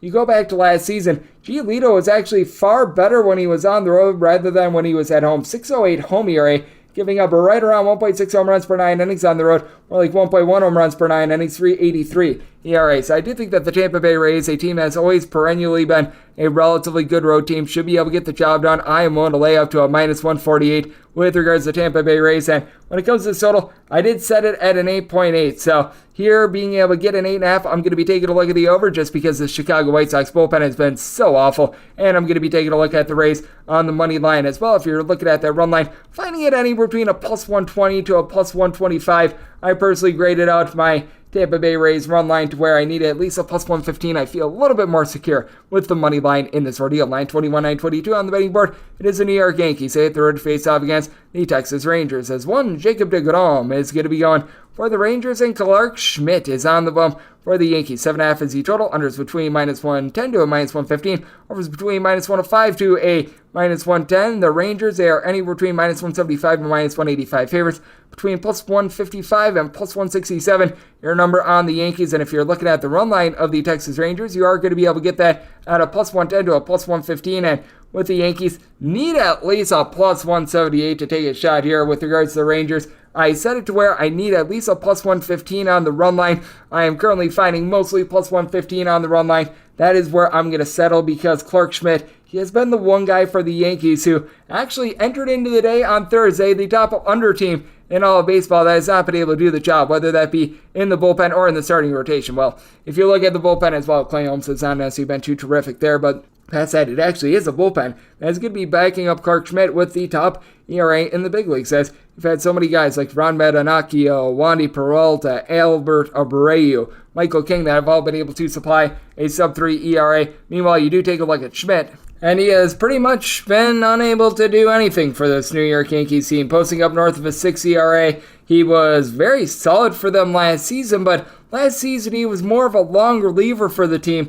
The move to starter has not been kind to him. His walks per 9 rate isn't too bad. It's right around 2.7, but 6 bombs given up in 20 innings. It is a Texas Rangers lineup that has been dealing with some main ailments, most notably to Corey Seager, but you have Marcus Semien who's been able to supply 4 home runs over the last 2 or so weeks. He's really picked it up, hitting at .275 along with Ezekiel Duran. You've got Leody Taveras at the bottom of the fold, who's been relatively solid. Catcher spot, whenever you don't have Jonah Heim out there, it could be a little bit hit or miss, but Adolis Garcia has picked it up with 7 home runs. It's a Texas Rangers team that entered into yesterday the top team in the big leagues in terms of runs per game, with Josh Young, the young prospect, being able to come up and really having a lot of success. And this is a Texas Rangers bullpen that has been solid as well. They rank at the top 10 in terms of bullpen ERA. They did have a little bit of a rough go of it in Cincinnati that has torpedoed them a little bit since then, but for Brock Burke, Jose Leclerc, Jonathan Hernandez, they had a sub-3 ERA last season. Josh Saboris has been able to give you some really good innings for this team. Cole Ragans, he got lit up in that series against Cincinnati, which was a little bit tough for them, but you got Jacob deGrom on the bump, which he doesn't quite look like the Jacob deGrom that we saw 2 years ago that was the odds-on favorite to be the National League MVP prior to him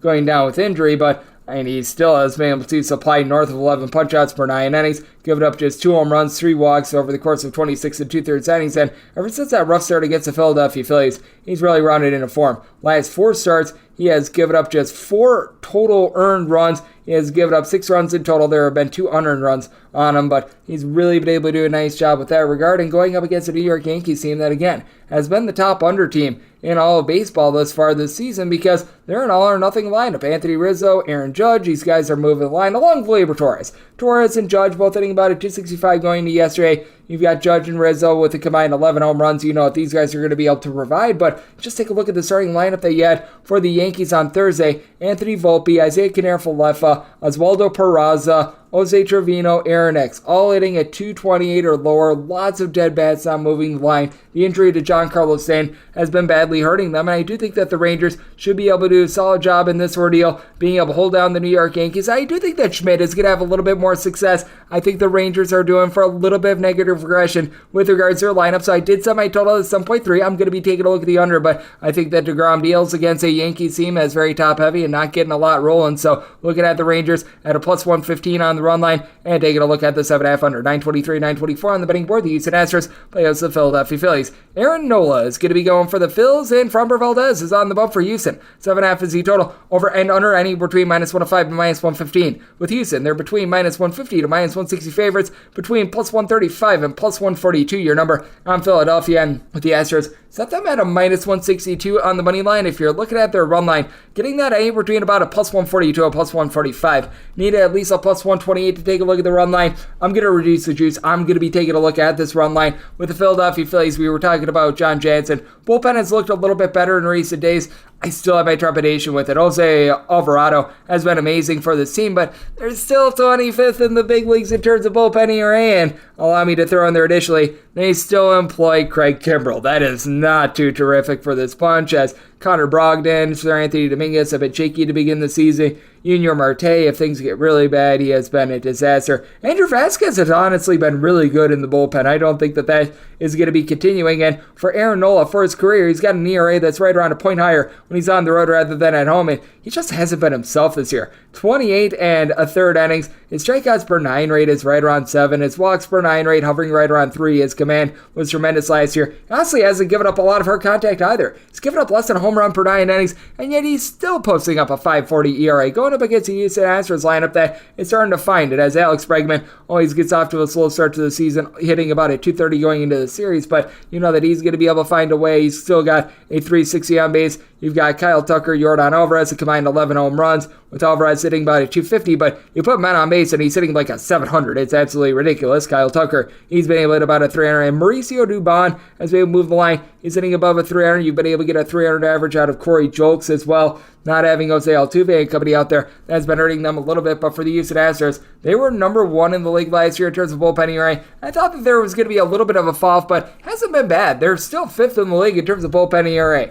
Now, I do think that you might see a little bit more aggression as well, because you had guys like Seth Martinez, Ryan Stanek, Brian Abreu, all have career years last year, all post up a sub-3 ERA along with the likes of Rafael Montero, along with Hector Neris, but I do like the way that they're shoving in. For Framber Valdez, he's actually been worse at home than he has been on the road in the last few seasons, as last year he had a 227 road ERA compared to a 354 home ERA, but you take a look ever since the beginning of part of the 2022 season, and his home runs per 9 rate is right around 0.6. He has been incredible. He's been able to cut down on the walks this year as well. His strikeout numbers are up right around 9.5 strikeouts per 9 innings. His walks per 9 rate this far this season, that's been hovering right around 2.3. And for the Philadelphia Phillies, they've been able to move the line, but they haven't been able to drive guys in. Going up against someone that doesn't give up a lot of hard contact, I think that is going to be rough. Kyle Schwarber has been able to give this Phillies lineup 5 home runs, but he's really the one guy that hasn't provided a lot of average at a 215. You've got Armando Sosa, Bryson Stott, Brandon Marsh, Chick Castellanos, Alec Boehm, all hitting at least a 285 for the team. Christian Pache is not going to continue to hit a 348. I hate to say it, but that is the case. Trey Turner, he has been rock solid and steady for the team, but honestly a lot of power, so I do think that there's going to be quite a few men stranded on base. I do think that the Houston Astros bullpen is going to be able to step up in this ordeal as well. So this is a circumstance where I did set my total at 7.3 here at a 7.5. Going to be willing to dive under, and with the Houston Astros, I'm going to be willing to ride with them on the run line. I do think that they get to Nola, and I do think that Valdez is able to shut down the Phillies. 925, 926 on the betting board. The Milwaukee Brewers playoffs to the LA Angels. Tyler Anderson is going to be going for the Halos, and Wade Miley hopes to have a party in Milwaukee. Brewers are between a minus 122 to a minus 126 favorite. Meanwhile, with the Halos, they're anywhere between plus 105 and plus 116. Total on this game is 9. Over is anywhere between minus 110 to a minus 120. Under is anywhere between even a minus 110. Did set my total at 8.7. I'm going to be willing to dive in on the under. I think that this is going to be very hard for many to believe, but this is actually an LA Angels bullpen that, if you look since the All-Star break of the 2022 season, has been relatively league average with regards to the ERA. It doesn't seem like it, and they are currently, this season, one of the bottom teams in terms of bullpen ERA. But you know what? I do think that you're actually going to be able to get a few okay innings out of this LA Angels bullpen. As a matter of fact, in terms of bullpen ERA this season, they are 10th. I do not know how, because every single time I watch this LA Angels bullpen, they are just getting games left and right, but they're 10th in terms of bullpen ERA as of right now. So take what you can get there, as you've got guys like Jose Quiata and company in the bullpen. I do like Matt Moore. Matt Moore has about a 2 ERA since the beginning part of last season, but I was expecting some serious regression from Tyler Anderson after he completely lit it up last season, and thus far we have been seeing that in his first few starts with the Angels. He's got a 7.20 ERA, giving up 5 home runs over the course of 20 innings and 4 starts, and I do think that this is going to be continuing. He does a solid job of not giving out a lot of walks. At the very least, he did last season, 8 walks in 20 innings thus far this season. I think he's going to find it in terms of command, but last year he was getting right around 7 punch-outs per 9 innings. That's down even further this year, and when you've got the ball and play that much, that typically leads to bad results. Meanwhile, it's a Milwaukee Brewers lineup that, as a collective, they're hitting at 247, but where they've really been able to do a lot of their damage has been at home. They're hitting about a 256 as a collective. 21 home runs in 12 games thus far this season with Brian Anderson. 5 home runs in 12 home games thus far this season. I do think that we're going to see a little bit of regression there, but you notice someone like a Joey Weimer. He's hitting at 227 227 overall this season. He's hitting a 293 at home. Home cooking has been very kind to the Milwaukee Brewers. I do think that we're going to see a little bit of a fall off there, but I do think that soft tossing Wade Miley is going to be able to do a relatively solid job against Halos. You take a look at him thus far this season. 5 runs surrendered over the course of 23 innings. His strikeouts per 9 rate, that's hovering right in the neighborhood of 7, but he's not going to beat himself. His walks per 9 rate has always been relatively solid. He's given up 4 walks in 23 innings thus far this season, and the real reason why we haven't heard of Wade Miley too much in recent years is just because he's been banged up. Prior to that disastrous September in 2019, he was posting up right around a 3 ERA in that 2019 campaign with the Astros, fell off there, and then 2020, 2021, 2022, all washouts due to injuries. Now it looks like he's back and better than ever. Meanwhile, the Brewers, currently 4th in the league in terms of bullpen ERA. Peter Strzelecki, along with Jay Cousins, Joel Payamps, these guys have all been solid bridges to get to Devin Williams, one of the best closers in the big leagues. And for the LA Angels, as we know, Mike Trout, Shohei Ohtani, these guys are able to do an amazing job putting bat to ball. But Taylor Ward has been struggling going into yesterday, hitting a 225 with just 3 home runs. The former Brewer, Hunter Renfroe, has been tremendous, hitting a 280, 7 bombs as far as the season. When he was with the Brewers last year, he had 25 home runs. He was hitting right around 250, but the injury to catcher Logan Hoppe has really caused this team to have a few more dead bats, because you know you're going to have a few bad at-bats from the shortstop spot in general, whether that be Zach Neto, whether that be David Fletcher. Luis Renifo has not been able to do a lot, but now their backup catchers like a Matt Theus and company, they just have not been able to provide a lot of anything. I do think that Wade Miley going to be able to come out and have a good start. I think that Anderson, even though he's doing for some regression, 7.20 ERA is probably not where it should be either. I do think that the Brewers fall back to earth a little bit with their offense at home, so I did set my total at 8.7. I'm willing to dive under, but for the LA Angels, they do have to travel from west to the Midwest for this one. That's going to be a little bit tough, and I think that the Brewers have the better bullpen. I do think that Wade Miley continues his early season success against an LA Angels team that's been a little bit all or nothing with their offense this season. So looking at the under, and with the Brewers, want to lay up to the minus 125 that we are seeing with them, set them at a minus 127. And we wrap things up with 927, 928 on the betting board. The Oakland A's play also the Cincinnati Reds. Yes, we are on to Cincinnati, and they're on to Luis Cessa getting the start for them, and Kyle Mueller is going to be on the bump for the A's. There's currently no numbers up on this game, but I've got my own handicap as I made Cessa and the Reds a minus 117 favorite, so willing to lay up to minus 116 with them, plus 118 or more. Taking a shot on Oakland and set my total at 7.8, so 7.5 or less on minus 110 juice. Looking at the over, 8 or higher on minus 110 juice. Going to be taking a look at the under. When it comes to Luis Cessa, he got lit up like a Christmas tree in his start against the Philadelphia Phillies, giving up 11 runs in 3 innings. That said, he hasn't been too bad. His home runs per 9 rate has always been a little bit unsightly, and he does need to work on the walks. 8 walks in 16 and 2/3 innings, but Kyle Mueller, he's got all sorts of things that are wrong with him as well. He's giving up north of 11.5 hits per 9 innings. His walks per 9 rate is hovering right around 5, and this Oakland A's team has been the top over team in all of baseball. But you do want to know with the Oakland A's, all of their offensive firepower, it is currently coming on the road. The Oakland A's play in one of the most pitcher-friendly ballparks in all of baseball, and plus, when you play a night game like this is going to be 6:40 p.m. Pacific,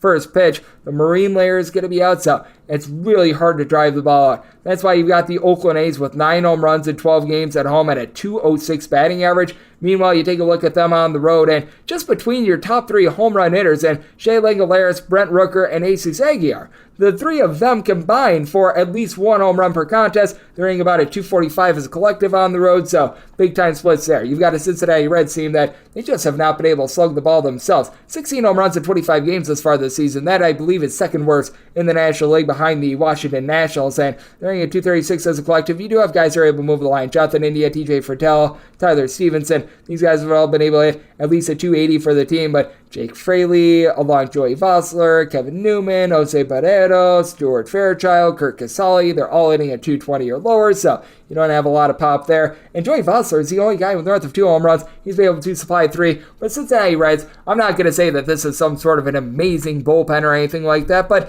you know what? They're not bad. They're 11th in terms of bullpen ERA. Alexis Diaz, Fernando Cruz, they both had a sub-2 ERA last season. Lucas Sims is back at the fold. That helps them out. Derek Law is not necessarily the most trustworthy guy in the world, but thus far he's had a .260 ERA. Meanwhile, for the Oakland A's, they're currently dead last in the league in terms of bullpen ERA, but they do get back Domingo Acevedo. They did have to use him yesterday. I do like the pickup of Sam Long, someone that's able to give you multiple innings. Always thought that he was relatively solid with the San Francisco Giants, so he's getting a little bit of a retread, and You got two offenses that they really don't slug it out at home for the Oakland A's. Just playing in this ballpark in general, it doesn't bode well for them. The Reds, they have not provided a lot of offense. I do think that both of these struggling starting pitchers are going to be able to get a little bit more online. So here at an 8 or higher, I'm going to be taking a look at the under 7.5 or less, looking at the over. And with the Reds, made them a minus 117 favorite on the money line. And that will wrap things up for the Friday edition of the Baseball Betting Show, now part of the VSiN family of podcasts. A big thanks to Jon Jansen, who does great work over at Fox Sports Philadelphia, the Gambler. He joined me in the last segment.